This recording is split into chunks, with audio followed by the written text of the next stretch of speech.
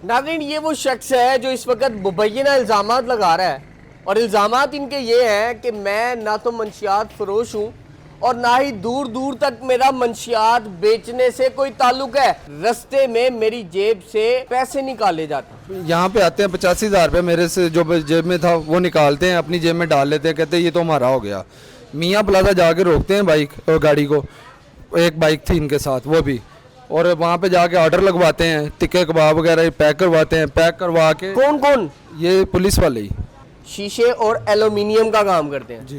मंशियात भी बेचते हैं आप? मंशियात बेचता हूँ। तो भाईजान ये इलाका आपके सामने है पूरा, आप किसी से भी पूछ सकें। आप पे पर्चा कटा हुआ है मंशियात का? भाईजान पहले भी तो कोई घटा होना चाहिए था ना, अगर मैं बेचता होता तो ये मेरे बाल सफ़ेद आ गए, पहले भी तो कोई घटा होना चाहिए। जोहर टाउन वाले आते हैं गुलबर्ग में आके थाना जोहर टाउन के हल्कारान, थाने जोहर टाउन के हल्कारान आते हैं यहाँ पे गुलबर्ग थाना गुलबर्ग की हदूद के अंदर आ रहे जी, थाना गुलबर्ग की हदूद में आ रहे हैं। मुझे यहाँ से मेरे हॉस्टल से निकाल के लेके जा रहे हैं, प्राइवेट गाड़ी में मुझे लेके गए हैं। कौन सी गाड़ी थी? प्राइवेट गाड़ी थी उनकी, होंडा सिटी।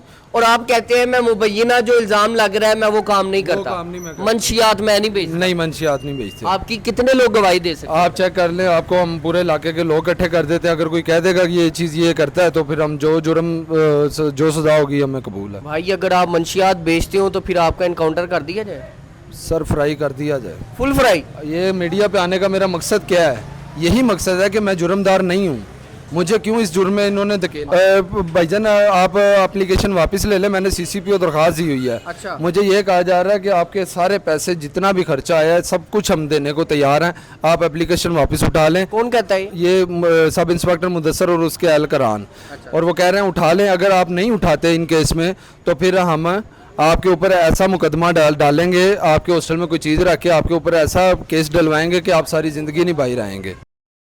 नाज़रीन, ये वो शख्स है जो इस वक्त मुबैना इल्ज़ामात लगा रहा है और इल्ज़ामात इनके ये हैं कि मैं ना तो मंशियात फरोश हूँ और ना ही दूर दूर तक मेरा मंशियात बेचने से कोई ताल्लुक है, लेकिन मुझे बाकायदा अपने इस गरीब खाने से अगवा किया जाता है और उसके बाद रास्ते में मेरी जेब से पैसे निकाले जाते हैं। ना सिर्फ जेब से पैसे निकाले जाते हैं बल्कि मेरे तमाम अकाउंट्स को खाली कर दिया जाता है और उसके साथ साथ अपने खाने की रोटी भी पुलिस एहलकारान जो है वो मेरे अकाउंट से ट्रांसफ़र करके पैसे जो है वो खाना खाते हैं। उसके बाद इनको कहते हैं भाई कितने पैसे मंगवा सकते हो। मुबैना तौर पर ये इल्ज़ाम लगा रहे हैं कि मेरे से 25 लाख मांगे गए और इस चीज़ के मांगे गए कि अगर तुमने पैसे दे दिए तुम्हारी जान छूट जाएगी, नहीं तो तुम पे ऐसे पर्चे डालेंगे कि तुम्हारी ज़िंदगी को ख़राब कर दिया जाएगा। ये तमाम तर मुबैना इल्ज़ामात जो है ये भाई लगा रहे हैं, इसकी तमाम हक़ाइक़ क्या है वो जानने की कोशिश करते हैं और तमाम तफसीलात भी आपके सामने रखते हैं कि पुलिस एहलकारान क्यों इनको उठा के लेके जाते हैं, कौन सी ज़ाती रंजिश थी और उसके साथ साथ कितने लाख रुपए की वसूली इनसे की जाती है। अस्सलाम वालेकुम जी। वालेकुम सलाम। क्या करते हैं आप? मेरा ये शीशे एल्युमिनियम का शॉप है और ये मेरा ये आपकी शॉप है जी। क्या काम करते हैं? ये मैं शीशे एल्युमिनियम आए जरा। शीशे और एल्यूमिनियम का काम करते हैं जी। मंशियात भी बेचते हैं आप? मंशियात बेचता हूँ। तो भाईजान ये इलाका आपके सामने है पूरा, आप किसी से भी पूछ सकते हैं। पक्की बात? जी भाईजान। आप पे पर्चा कटा हुआ है मंशियात का? भाईजान पहले भी तो कोई घटा होना चाहिए था ना, अगर मैं बेचता होता तो ये मेरे बाल सफ़ेद आ गए, पहले भी तो कोई घटा होना चाहिए था ना। कोई ऐसा दोस्त है जिससे मंशियात लेते हैं? नहीं। किसी को वैसे ही दोस्ताना दे दी? नहीं, किसी से भी नहीं, ना दी है ना ली है। बेफजूल मेरे ऊपर 500। मैं आपकी बात पे कैसे यकीन कर लूँ? सर मैं कसम खा के कहता हूँ, मुसलमान हूँ मैं, कसम खा के कहता हूँ मेरे से कोई चीज़ नहीं बरामद की गई। जोहर टाउन वाले आते हैं गुलबर्ग में आके थाना जोहर टाउन के हल्कारान, थाने जोहर टाउन के हल्कारान आते हैं यहाँ पे गुलबर्ग थाना गुलबर्ग की हदूद के अंदर आ रहे जी, थाना गुलबर्ग की हदूद में आ रहे हैं। मुझे यहाँ से मेरे हॉस्टल से निकाल के लेके जा रहे हैं, प्राइवेट गाड़ी में मुझे लेके गए हैं। कौन सी गाड़ी थी? प्राइवेट गाड़ी थी उनकी, होंडा सिटी। और जबकि इन्होंने तो जो पर्चे में लिखी हुई है वो सरकारी गाड़ी लिखी हुई है। अलमदीना रेस्टोरेंट जोहर टाउन का वकूआ इन्होंने लिखा हुआ है कि हमने इसे अलमदीना रेस्टोरेंट जोहर टाउन से गिरफ्तार किया है, सरकारी गाड़ी पे जाके गिरफ्तार किया है। ऊपर आप क्या कर रहे थे? ऊपर मैं ऊपर लड़कों से वो किराए वगैरह इकट्ठे करने के लिए जाता हूँ। मैं सबसे रोज़ जाता हूँ मैं तो, कभी किसी का किराया आया होता है, कभी किसी का किराया आया होता है। आप इसका भी कारोबार करते हैं? जी अल्हम्दुलिल्लाह, मैं अभी भी कर रहा हूँ। और ये हॉस्टल का ठेका आपके पास है? जी, हॉस्टल का ठेका मेरे पास है। ये नीचे शॉप है मेरी अपनी शीशे एल्युमिनियम की। यानी शीशा एल्युमिनियम का कारोबार भी करते हैं और साथ हॉस्टल का ठेका भी आपके पास है? और आप कहते हैं मैं मुबैना जो इल्जाम लग रहा है मैं वो काम नहीं करता, काम नहीं मैं करता। मंशियात मैं नहीं बेचता। नहीं, मंशियात नहीं बेचते। आपकी कितने लोग गवाही दे सकते आप चेक कर लें, आपको हम पूरे इलाके के लोग इकट्ठे कर देते हैं। अगर कोई कह देगा कि ये चीज़ ये करता है तो फिर हम जो जुर्म जो सजा होगी हमें कबूल है। भाई अगर आप मंशियात बेचते हो तो फिर आपका इनकाउंटर कर दिया जाए, सर फ्राई कर दिया जाए। Full fry. ये मीडिया पे आने का मेरा मकसद क्या है? यही मकसद है कि मैं जुर्मदार नहीं हूँ, मुझे क्यों इस जुर्म में इन्होंने धकेला। भाई आप ये कहते हैं मुबैना इल्जाम मेरे पे झूठा लगा है, अगर आप जैसी शख्सियत मंशियात बेचती हो और कोई भी शख्स आपका अहले इलाका आके गवाही दे दे तो आपके साथ फिर क्या होना चाहिए? सर जी मेरी गर्दन उतरवा दें, मुझे फिर फ्राई कर दें। फुल फ्राई लानी है, मैं कह रहा हूँ मुझे फिर फ्राई कर दें। अगर मैं नहीं कर रहा तो फिर खुदा रहा के इनके साथ ये जो काली भेड़ें हैं इनको निकाला जाए। इनकी वजह से कितने माओं के लाल जो हैं वो ख़राब हो जाते हैं, जिनको ये बेगुनाह उनका कसूर नहीं होता, बेगुनाह ये उन लोगों को अंदर जेलों में भेज देते हैं। अभी तो मुझे ये कहा जा रहा था कि भाईजान आप एप्लीकेशन वापस ले लें, मैंने CCPO दरख्वास्त दी हुई है। अच्छा। मुझे ये कहा जा रहा है कि आपके सारे पैसे जितना भी खर्चा आया है सब कुछ हम देने को तैयार हैं, आप एप्लीकेशन वापस उठा लें। कौन कहता है? ये सब इंस्पेक्टर मुदस्सर और उसके एहलकारान।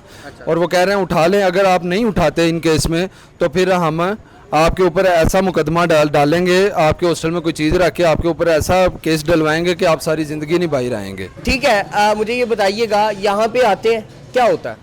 यहाँ पे आते हैं 85,000 रुपये मेरे से जो जेब में था वो निकालते हैं, अपनी जेब में डाल लेते हैं, कहते हैं ये तो हमारा हो गया। मियाँ प्लाजा जाके रोकते हैं बाइक और गाड़ी को, एक बाइक थी इनके साथ वो भी, और वहाँ पे जाके ऑर्डर लगवाते हैं, टिक्के कबाब वगैरह पैक करवाते हैं। पैक करवा के कौन कौन? ये पुलिस वाले ही सारे कितने एहलकार थे? ये आए थे तकरीबन 6-7 एहलकारान थे। ये वर्दी में मलबूस थे? एक वर्दी में था सब इंस्पेक्टर मुदस्सर, बाकी सब सिविल में थे। ठीक है, रोटी लगवाते हैं? रोटी लगवाते हैं, रोटी लगवा के मुझे थाने ले जाया जाता है, कमरे में बिठाया जाता है। वहाँ पे ये रोटी में क्या लगवाया? रोटी में ये चरगे लगाए हैं इन्होंने, चरगे टिक्के कबाब वगैरह ये चीज़ें लगवाई हैं इन्होंने। आपसे क्या कह रहे थे?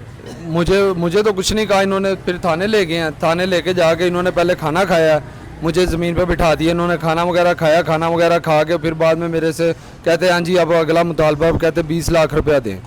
20 लाख रुपए। मैंने कहा मैं किस चीज़ का आपको दूँ? किस चीज़ का दूँ 20 लाख रुपया? हाँ। कहते तू मनशियात भेजता। मैं कहा भाईजान आपके पास क्या प्रूफ है मैं मनशियात भेजता हूँ? मेरे से बरामद क्या किया आपने जो आप मुझे मेरे पे इल्ज़ाम लगा रहे हैं? अच्छा, ये वहीं पे कहा आपने? वहीं पे कहा है। वो कहते वो तो असी साबित करवाना ना, वो तो वेखिए साबित होंगे कि नहीं होता। तो फिर अजा इन्होंने मुझे कहा कि 10 लाख रुपया दे दे। मैं कहा मैं नहीं दे सकता भाईजान। कहता फिर तुझे लंबे केस में अंदर करते हैं। मैं कहा कोई बात नहीं भाईजान करते हैं, जब मैं कसूरवार ही नहीं हूँ मुझे क्यों सजा दे रहे हैं? आपके पास वैसे 10 लाख थे? नहीं, मेरे पास कहाँ से आने 10 लाख? हम तो कारोबारी लोग हैं, इधर से पेमेंट आई आगे दे दी, इधर से पेमेंट आई आगे दे दी। ठेके पे हॉस्टल लिया हुआ है, ठेकेदार किराया नहीं लेता होगा। फिर क्या हुआ जब आपने कह दिया कि मैं 10 लाख नहीं? फिर इन्होंने कहा कि घर पे फ़ोन करो, किसी को बुलवाओ। फिर मैंने घर पे फ़ोन किया बड़े भाई को, और वालिद साहब मेरे आए हैं, उनसे इन्होंने 8 लाख रुपए की डिमांड की है। फिर 5 लाख रुपए इन्होंने फाइनल किए कि चलो 5 लाख दो तो बंदा छाड़ देंगे। आपके वालिदैन को बुलाया? वालिदैन को बुलाया जाता, 8 लाख की डिमांड की जाती है। फिर 5 लाख रुपए पे आके ये कहते हैं चलो 5 लाख दो तो बंदा छाड़ देने। ये घर आ जाते हैं, 5 लाख हम कहाँ से दें? फिर वो मुझे मारते हैं, पहले चपेटे मारते हैं, कहते हैं 10 किन्ने मंगवा सकना है। अच्छा, किन्ने मंगवा सकना है? मैं कहा भाई यानी हतमी 10 दे। हाँ जी। मैं कहा भाईजान और मैं 85,000 रुपये आपने मेरे से ले लिया है, अकाउंट में 25,990 थे वो भी आपने निकलवा लिए। अब मैं मजीद आप कौन से अकाउंट सकता हूँ? इजी पैसा अकाउंट में से निकाले हैं मेरे। मुझसे पासवर्ड पूछा गया, इसका पासवर्ड क्या है? मैंने पासवर्ड बताया तो इन्होंने किसी फूड पांडा वाले कंपनी को ना बाय नेम में इन्होंने जो है ना उसके आईडी के ऊपर 12/12/977 उसका आईडी है, उसके ऊपर इन्होंने ट्रांजैक्शन की है। जबकि मैंने फूड पांडा पे कंपनी पे फ़ोन करके ये भी पूछा, मैं कहा ये किसका अकाउंट है? उन्होंने मुझे नंबर नहीं दिया, कहते हम नंबर नहीं देते। अच्छा। तो फिर बाद में मैंने दोबारा ट्रांजैक्शन हिस्ट्री पे वो फूड पांडा पे जाके डिलीवरी पे जाके मैंने 1000 रुपये सेंड करने की कोशिश की है। मोहम्मद आशिक इशफाक नाम का आदमी है जिसके नाम पे वो अकाउंट है। नाम जाहिर हो गया, नंबर नहीं जाहिर। पैसे गए 25,990 रुपये इसी पैसा अकाउंट में से गए। लाख रुपया घर वालों ने आके मजीद इनको दिया, जिसमें से किसको दिया? सब ये पुलिस वालों को। पुलिस वालों को कितना? 1 लाख रुपया? 1 लाख रुपया घर से मंगवा के दिया, 1 लाख कैश घर से मंगवा के दिया, 85,000 रुपये यहाँ पे निकलवा लिया इन्होंने, और 25,990 रुपये इसी पैसा में थे जो उनसे इन्होंने निकलवा लिए। यानी टोटल अमाउंट कितनी हो? टोटल 2 लाख कुछ रुपए बने, इन्होंने वो सारे के सारे रख लिए और इसके बावजूद इन्होंने मेरे ऊपर 580 ग्राम चरस डाल के इन्होंने मेरे ऊपर पर्चा दे दिया, जबकि यानी एक तरफ पर्चा भी दे दिया पर्चा भी दे दिया, और दूसरी पैसे भी तरफ ले लिए। पैसे भी ले लिए। पैसे भी अब ये पैसे किस मद में ले रहे थे? अब ये पैसे इसलिए इस मद में ले रहे थे कि पर्चा हल्का कर देंगे। हमने कहा आपने बात की थी कि छोड़ देंगे, हमारा कसूर तो बताएं। कहते और आपका कसूर वो आपको आगे जाके ही पता चलेगा। अच्छा, फिर पर्चा खत्म हो जाता है, अब क्या मुतालबा पर्चा नहीं ख़त्म हुआ, अब मैं बेल पे बाहर आया हूँ, तो इसीलिए मेरा मीडिया पे आने का मकसद सिर्फ यही है कि अगर मैं कसूरवार हूँ तो बराए मेहरबानी मुझे सज़ा दी जाए, और अगर मैं कसूरवार नहीं हूँ तो ये जो काली भेड़ों ने मेरे साथ किया, मेरे ऊपर इल्ज़ाम लगाया, मेरे ऊपर दाग लगाया, इसको फौरी इसको जो है ना ख़त्म किया जाए। पर अपील करते हैं, अभी आप मीडिया पे भी आ गए हैं, फिर उनके खिलाफ मुबैन इल्ज़ामात भी लगा रहे हैं। भाईजान मेरी मरियम नवाज साहिबा से अपील है, मेरी DIG फैसल कामरान से अपील है, CCPO के पास मेरी दरख्वास्त पड़ी हुई है, मेरी उनसे अपील है, या हाथ जोड़ के मैं अपील करता हूँ कि खुदारा ये जो मेरे ऊपर इल्ज़ाम लगाया गया है इसको फौरी तौर पे खारिज किया जाए पर्चे को, या फिर इसकी तहकीक करें। अगर मैं गलत हूँ तो फिर मुझे सज़ा दी जाए, अगर मैं गलत नहीं हूँ तो फिर फौरी तौर पे ये पर्चा मेरे ऊपर खारिज किया जाए। मैं तो यहाँ से गुजरने के लायक नहीं रहा हूँ भाईजान, इलाके से मैं सदर था, इन्होंने तो मुझे कहीं का नहीं छोड़ा है। मैं जहाँ से गुजरता हूँ कहते हैं उम्रा करके आ गए हो, बाल तक इन्होंने ये देखो ये छोटे छोटे कर दिए हैं। भाईजान मैं आपको क्या बताऊं, मैं किसी को मुंह दिखाने के लायक नहीं रहा हूं। मेरे पास ये जो इर्द गिर्द कैमरे लगे हुए हैं, इनका बैकअप 1-1 महीने का है। आप इसमें देखें कोई आता जाता तो नहीं है यहाँ पे, और आया कि मैं तो नहीं आता जाता यहाँ पे। क्या मैं करता हूँ, सिर्फ नमाज के लिए अज़ान होती है, जिस टाइम पे मैं यहाँ से मस्जिद से दुकान से निकल गया, मैंने मस्जिद तक जाना, मस्जिद से निकल के मैंने दुकान तक आना। अब मस्जिद जाते हैं तो क्या कहते हैं लोग? भाईजान जाते हैं तो सारों ने क्या कहना है, किसी का मुँह तो नहीं रोक सकते। कह रहे हैं कुछ? भाईजान मेरे पे पर्चा हुआ है, मेरे पे दाग लगा है, मेरे दादा यहाँ पे दफन है, मेरे परदादा यहाँ पे दफन है, मैंने भी यहीं पे दफन होना है। और अगर ऐसे दफन होना है जलील हो के तो फिर मैं जहर खा के फिर जल्दी से जान छुड़वा लूँ, वो नहीं बेहतर है? ओए ओए ओए ओए, अल्लाह अकबर। नाज़रीन यहाँ पे क्या कहा जा सकता है, ये कहते हैं जनाब मैं इज़्ज़तदार बंदा हूँ, हमारे पुरखों ने यहाँ पे जो है वो ज़िंदगी गुजारी है, मोहल्ले में किसी शख्स से मेरी रिपोर्ट ले ले और हल्फन कुरान पकड़ा के मेरे बारे में पूछ सकते हैं कि मैं कैसा शख्स हूँ। मेरी ज़िंदगी को दागदार कर दिया गया ये पर्चा देने के बाद, मेरे पास और कोई रास्ता नहीं है। अगर मुझे इंसाफ नहीं मिलता तो शायद फिर मुझे जहर खा लेना चाहिए और मर जाना चाहिए। ये कहना है इस मुबैना इल्ज़ाम लगाने वाले शख्स का। और मरियम नवाज साहिबा से और किससे अपील करते हैं? मेरी DIG फैसल कामरान से अपील है, पुरजोर अपील है, वो बहुत अच्छा इंसाफ करते हैं। खुदारा मेरे ऊपर भी इंसाफ किया जाए। खाली इंसाफ किया जाए या प्रॉपर तहकीकात करके किया जाए? अगर आप कसूरवार निकले तो क्या हो? कसूरवार निकलूं तो मैं जुर्मदार हूँ सर, मुझे सजा दी जाए।